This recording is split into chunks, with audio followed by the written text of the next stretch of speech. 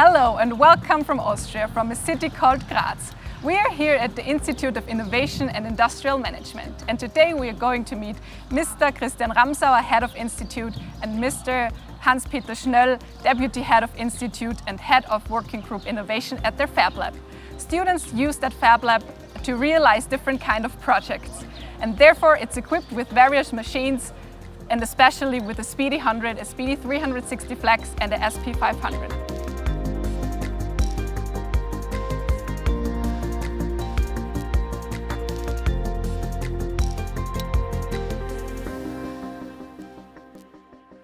When I became professor in 2011, I decided to visit Professor Neil Gershenfield from MIT, who set up a FabLab network.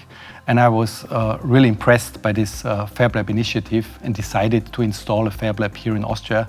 By the way, it's the first FabLab in Austria in 2014, and therefore I needed to get a laser cutter. I wanted to make sure that we have an easy access for all members who are using the laser cutter, and therefore it is very helpful if you have a very good service, and Trotec is just providing that service in a very good way.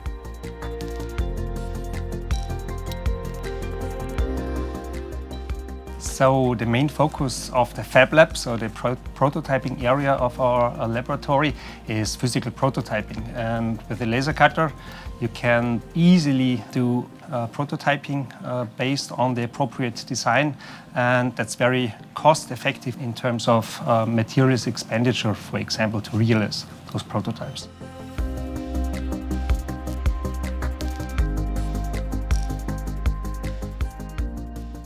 So in general, we are cutting and engraving a wide variety of materials, and especially those projects where the cuts and engravings are realizing functions on the parts itself are the very interesting ones.